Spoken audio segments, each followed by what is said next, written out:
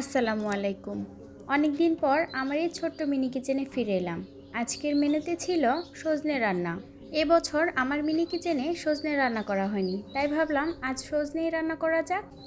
ভেবেছি সজনে রান্না করব, কিন্তু বাসায় তো সজনেই ছিল না। তাই চলে গিয়েছিলাম পাশের বাসার ভাবির কাছে। ভাবির কাছ থেকে বড় সাইজের একটি সজনে এনেছি। যাক, এটাই আজকে রান্না করব।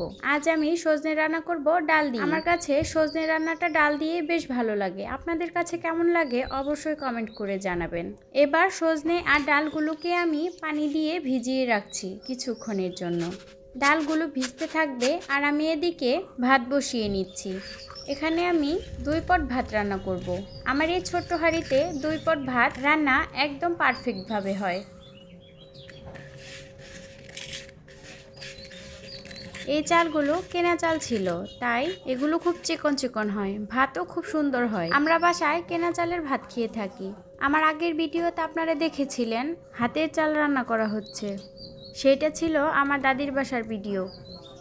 যাক, এদিকে আমি চালটাকে ভালো করে ধুয়ে নিচ্ছি। বেশ কয়েকবার আমি এই চালটা ধুয়েছি, কিন্তু ভিডিওতে দেখানো হয়নি। তো এবার চুলায় ভাতটাকে বসিয়ে দিলাম। ওইদিকে ভাত হচ্ছে আর আমি এদিকে সজনে রান্না করার জন্য পেঁয়াজ কেটে নিচ্ছি। আজ আমি ছুরি দিয়ে পেঁয়াজ কেটে নিচ্ছি। পেঁয়াজ কাটার সময় কার কার চোখে ঝাল লাগে অবশ্যই কমেন্ট করে জানাবেন। এই একটা জিনিস যে সবাইকেই কাঁদাতে পারে, তাই না?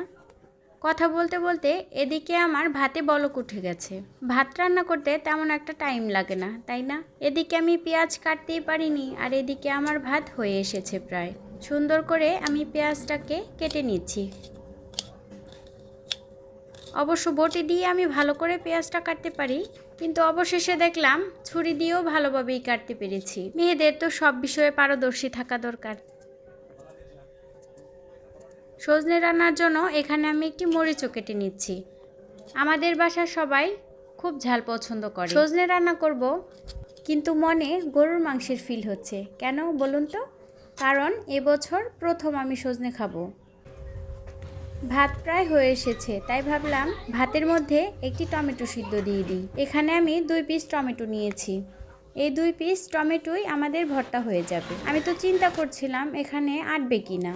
একটা দেওয়ার পর ভাবলাম হয়তো আর দেয়া যাবে না, কিন্তু পরবর্তীতে দেখি না, ঠিক দেয়া যাচ্ছে। এবার ঢাকনা দিয়ে ঢেকে দিচ্ছি যেন ভালোভাবে সেদ্ধ হয়ে যায়। ভালোভাবে সেদ্ধ না হলে তো ভর্তাই করা যাবে না। একদম পারফেক্টভাবে হয়ে এসেছে, তাই চুলা থেকে নামিয়ে নিলাম। সজনে রান্নার জন্য চুলায় কড়াই বসিয়ে দিলাম। দিয়ে দিচ্ছি সরিষার তেল। আজকে আমি সরিষার তেল দিয়েই তরকারি রান্না করব।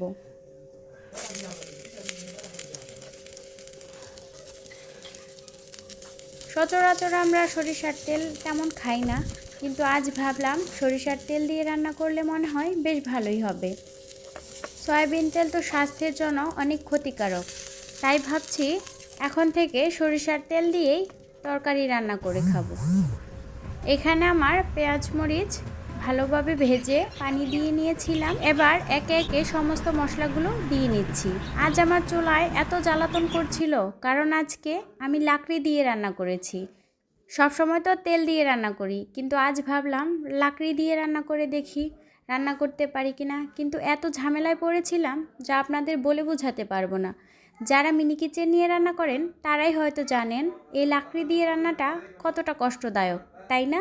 যাক, লাকড়ি দিয়ে রান্না করছি, কষ্ট হচ্ছে, কিন্তু তরকারিটা দেখেই শান্তি লাগছে। তরকারির কালারটা এত সুন্দর ছিল, দেখেই মনে হচ্ছিল খুব মজা হবে। ওইদিকে তরকারি হচ্ছে আর এদিকে আমি ভাত থেকে সেদ্ধ করা টমেটোগুলো নামিয়ে নিচ্ছি ভর্তা করার জন্য। এখানে আমি কাঁচামরিচ ব্যবহার করেছি। একটি ক্লিপ নিতে আমি ভুলে গিয়েছিলাম। যখন আমি ভর্তাটা করেছি তখন আমার এই ক্লিপটি নেওয়া হয়নি, হয়তো ভুলবশত ক্লিপটি বাতিল হয়ে গিয়েছিল। এই তো আমার ভর্তা রেডি। এদিকে সজনেটাও সুন্দরভাবে সেদ্ধ হয়ে যাচ্ছে। এবার হাঁড়ি থেকে ভাতটা ঢেলে নিচ্ছি একটি গামলার মধ্যে। ভাতটাও এত সুন্দর পারফেক্টভাবে হয়েছিল যা আমি ভাবতেও পারিনি।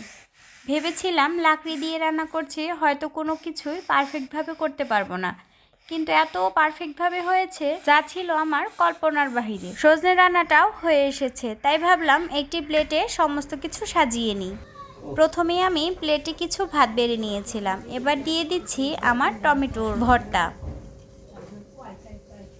গরম গরম ভাত দিয়ে এই টমেটো ভর্তাটা বেশ মজা হয়। সজনেটা দেখে আর লোভ সামলাতে পারিনি, তাই ভাবলাম ভর্তা দিয়ে খেয়ে এবার সজনে দিয়েও ভাতটা খেয়ে নিই। তাই প্লেটের এক পাশে এই সজনেটাও বেড়ে নিলাম। আর এটাই হচ্ছে আমার আজকের মেনুর টমেটো ভর্তা আর সজনে রান্না। আমার আজকের ভিডিওটি আপনাদের কাছে কেমন লেগেছে অবশ্যই কমেন্ট করে জানাবেন।